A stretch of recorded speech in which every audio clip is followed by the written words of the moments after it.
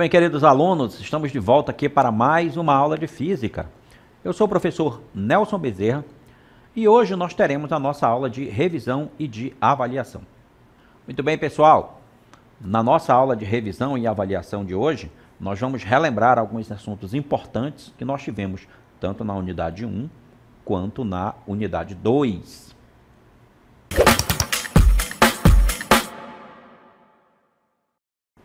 Muito bem, pessoal. Então, como eu já havia dito, vamos lá relembrar alguns conteúdos importantes das nossas unidades, começando aí pelo nosso lançamento horizontal. Pessoal, o lançamento horizontal, ele é um tipo de movimento que é composto, na verdade, por dois movimentos independentes, né? O movimento horizontal é um tipo de movimento em que, primeiramente, o corpo se encontra se movimentando na direção horizontal e depois ele cai em queda livre. Então é a composição de dois movimentos, né, regido pelo princípio dos movimentos simultâneos, né? É a combinação então de dois movimentos simultâneos. O primeiro movimento é o movimento horizontal. E esse movimento horizontal, pessoal, ele é um movimento uniforme. Só para relembrar a vocês, o movimento uniforme é aquele em que a velocidade do móvel é sempre constante. Como nós podemos ver aqui na nossa figura, ok? A nossa figura, onde mostra o nosso veículo aqui percorrendo nos mesmos intervalos de tempo, ele está sempre com a mesma velocidade. Na verdade, a velocidade é de 20 metros por segundo em todo o percurso. Então, eu chamo esse movimento aí de um movimento uniforme. É aquele em que o móvel se desloca sempre com velocidade constante. O outro movimento que compõe o lançamento horizontal é o movimento de queda livre. E esse movimento acontece na direção vertical. Então, a gente tem um movimento acontecendo na direção horizontal e tem um movimento acontecendo na direção vertical. O movimento que ocorre, então, na direção vertical é o movimento de queda livre. E aí nós temos essa foto ilustrativa para você, mostrando aí o salto de alguns paraquedistas, né, que estão se movimentando em queda livre, ou seja, estão caindo em direção ao solo na direção vertical. Para a gente observar como acontece o nosso lançamento horizontal, nós temos aí uma pequena animação para mostrar a você. Vamos lá, então. Aí está, pessoal, uma bolinha se movimentando na horizontal. E aí, antes dela cair, você tem que perceber que ela tem uma velocidade na direção horizontal V0. Quando ela cai, ela não para de ter o movimento horizontal e começa a ter também um movimento vertical, um movimento de queda livre. E aí a composição desses dois movimentos faz com que eu tenha um movimento resultante que tenha uma trajetória que não é nem na horizontal nem na vertical, mas uma trajetória parabólica. Na verdade, é uma parte de uma parábola, ou seja, uma meia parábola. Como você pode ver aí, nós só temos a metade da parábola. E aí você observa na figura que nós temos na direção horizontal o MRU, aí a setinha apontando na direção horizontal. Então a gente tem um MRU, movimento retilíneo e uniforme. E na vertical a gente tem um MRUV, que é um movimento retilíneo uniformemente variado, porque aí nesse movimento, que acontece na direção vertical, esse movimento tem uma aceleração, e ela é mostrada aí para você na figura, a aceleração gravitacional, denominada então pela letra G, né? E aí a composição desses dois movimentos nos mostra o lançamento horizontal. Então, pessoal, para o eixo horizontal nesse movimento, a gente tem um movimento uniforme, que a gente chama de MU, né, que é regido por essa expressão matemática que você está observando aí. S igual a S0 mais V vezes T. Essa expressão aqui é a expressão que rege o movimento uniforme, tá legal? A função horária das posições ou do espaço. S é o espaço final, S0 é o espaço inicial, V é a velocidade e T é o tempo. Portanto, essa função que é do primeiro grau é uma função de S em função de T. tá ok? S igual a S0 mais VT. Onde V é a velocidade inicial do movimento, ok?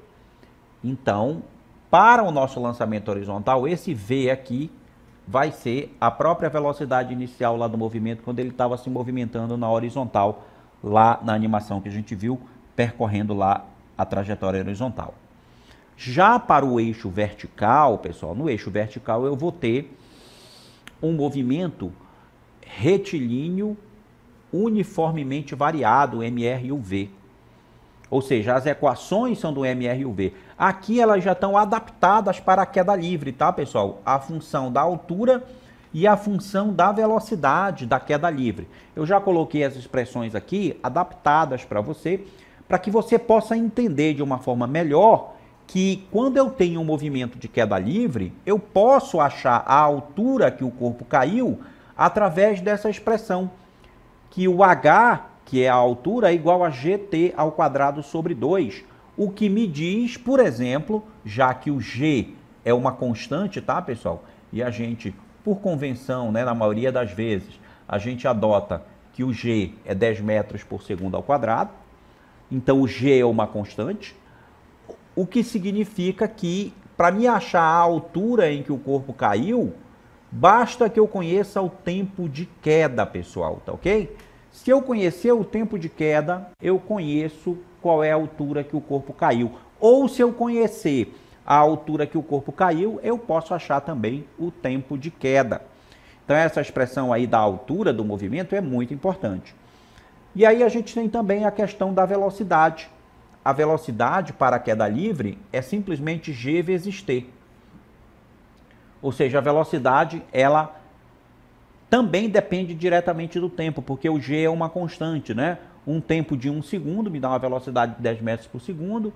Se o móvel caiu durante 2 segundos, ele vai ter uma velocidade de 20 metros por segundo e assim sucessivamente.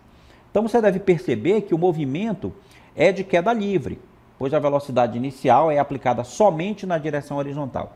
Na direção vertical, a velocidade inicial é nula.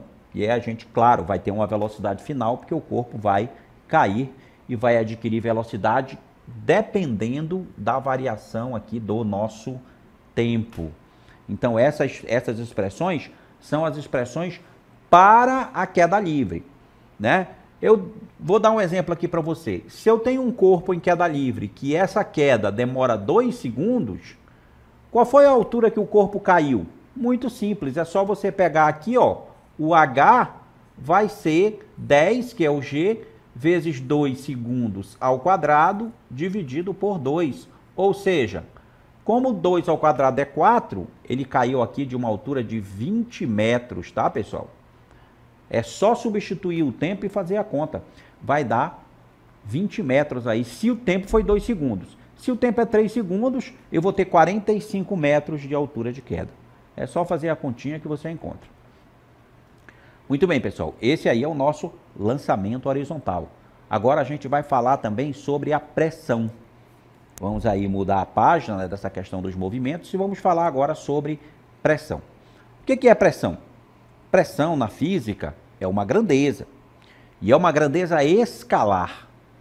Essa grandeza escalar, ela é definida da seguinte forma: é a força aplicada, né, sobre uma determinada área de contato. Então, a pressão é uma grandeza física escalar que é definida pela razão é a divisão da força aplicada e sua área na área de contato, na área de aplicação. A unidade de medida da pressão para o sistema internacional se chama Pascal, tá, pessoal? Mas esse Pascal é um nome especial, é um nome que o sistema internacional achou para definir a grandeza Newton por metro quadrado, que é a grandeza, né, da pressão, já que força é medida em newtons e área é medida em metro quadrado no sistema internacional. Então, se eu usar as unidades do SI diretamente nessa equação, eu vou ter newton dividido por metro quadrado. Só que aí, o newton por metro quadrado foi chamado no sistema internacional de Pascal, o símbolo PA. Tá certo? Aqui está, né? Então, olha só, nessa equação aí que você está vendo, P é a pressão, F é o módulo da força que é aplicada sobre uma determinada área e A é a área de contato onde a força está sendo aplicada. Nessa figura aqui você pode perceber de uma maneira mais detalhada essa questão da aplicação da força numa determinada área que vai gerar uma pressão que é calculada exatamente pela expressão F dividido por A. Ou seja, a pressão é a força aplicada sobre essa área dividido pela própria área onde a força está sendo aplicada. Novamente, para que você não esqueça, pressão é força dividido por área, onde o P é a pressão, F é o módulo da força e A é a área de contato. Bem, essa é a definição de pressão para a física, mas também nós temos vários tipos de pressão, como, por exemplo, a nossa pressão atmosférica, que é o que a gente vai comentar agora. A pressão atmosférica foi expressa pelo físico italiano Evangelista Torricelli durante o século XVII. O físico, por meio de um experimento, constatou que a atmosfera possuía a mesma pressão de uma coluna de mercúrio com 76 centímetros de altura. Mercúrio é um metal líquido, tá, pessoal? Então, essa coluna de mercúrio com 76 centímetros de altura indicava a mesma pressão atmosférica. A partir disso, o físico estabeleceu que a pressão atmosférica valia 760 milímetros de mercúrio, 760 milímetros de Hg. E esse valor aqui, né, esses 760 milímetros de Hg, ele corresponde à nossa pressão atmosférica, vale 1 atm.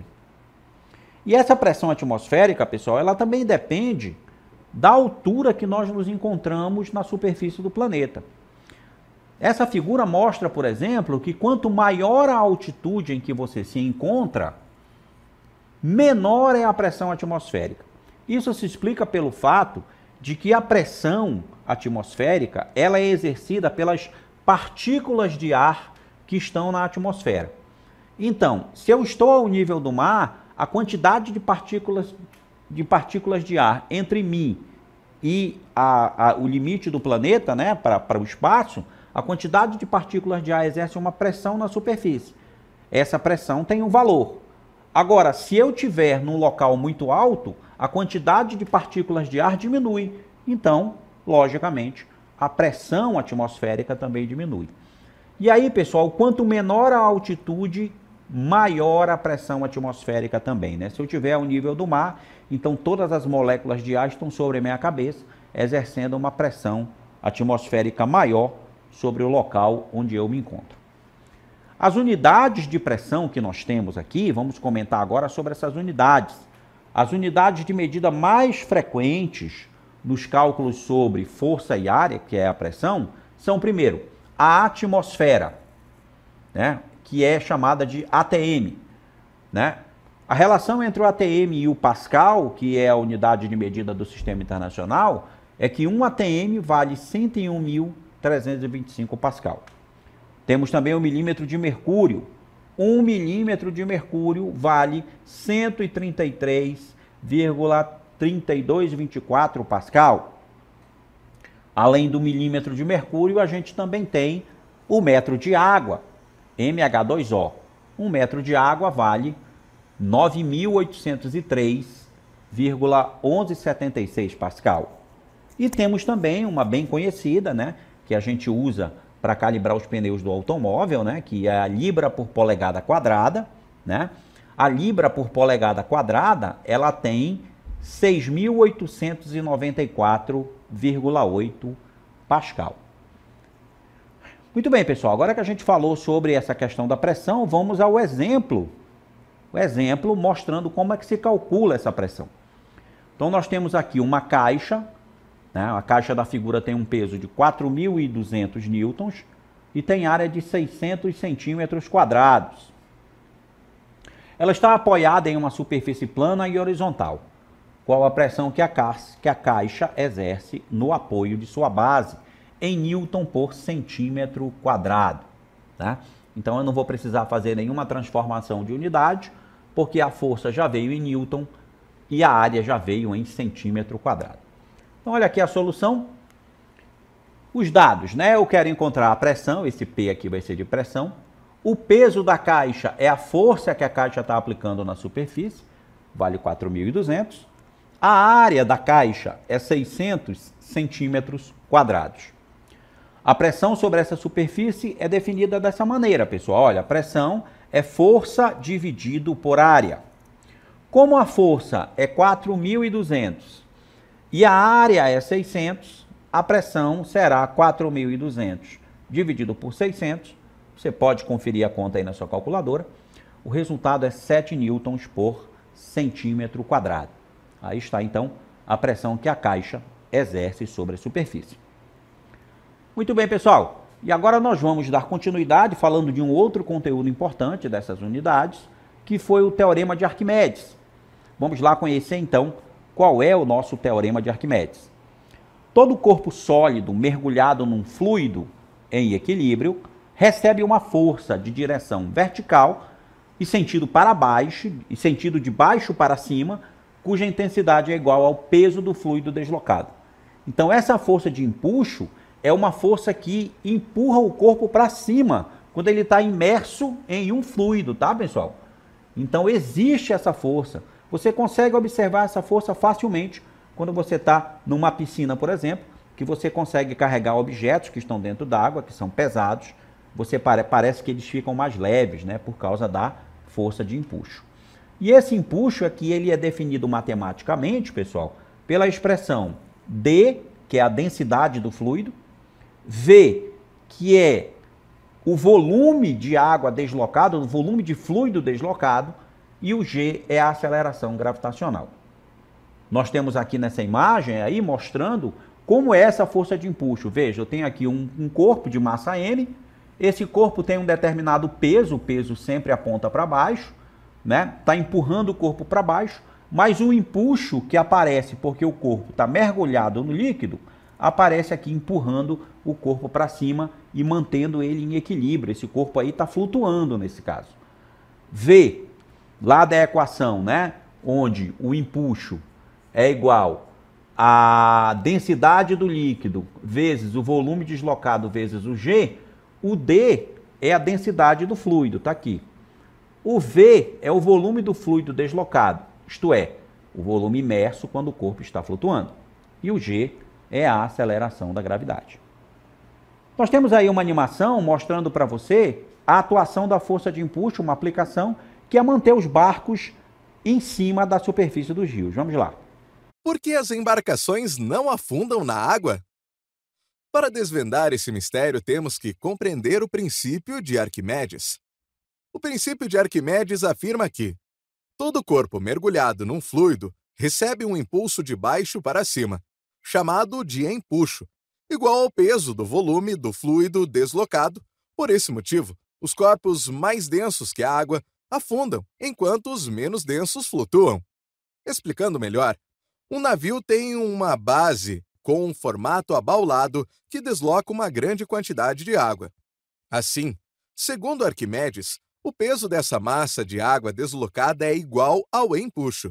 Quanto maior a quantidade de água deslocada, o empuxo aumenta, impulsionando o navio para cima. Resolvido o mistério. Muito bem, pessoal. Você percebeu aí, então, que o empuxo é a força que mantém os barcos flutuando, né? Porque você pensa, tem barco de madeira, às vezes a gente pensa, não, flutua porque é madeira. Mas e as balsas de ferro, como é que elas se mantêm em cima do rio, não é verdade? Por causa do empuxo. Vamos a um exemplo de como calcular esse empuxo na prática, pessoal. É o nosso exemplo número 2. Determine um empuxo que atua sobre um corpo de volume 1 metro cúbico, está aqui o volume, totalmente imerso em um fluido de densidade 0,5 gramas por centímetro cúbico, e a gente vai considerar a aceleração da gravidade como sendo 10 metros por segundo ao quadrado. Observa aqui na solução que a densidade do fluido não veio nas unidades do Sistema Internacional e eu tive que fazer uma transformação, né? Porque a unidade do SI é o quilograma por metro cúbico. 0,5 gramas por centímetro cúbico é igual a 500 quilograma por metro cúbico. O volume que está imerso, né, ele está totalmente imerso, então o volume que está imerso é o próprio volume do corpo, que é 1 metro cúbico, e a aceleração da gravidade é 10. Então basta que eu multiplique esses valores, ó, 500, que é a densidade, volume, que é 1, e a aceleração, que é 10, 500 vezes 1 é 500, 500 vezes 10 é igual a 5.000 newtons, e esse valor, então, corresponde à nossa força de empuxo, neste caso. Muito bem, pessoal. Chegamos ao final aqui da nossa revisão, tá legal? E agora, eu espero que vocês tenham gostado, eu finalizo aqui a aula com vocês, e a gente se encontra numa próxima oportunidade.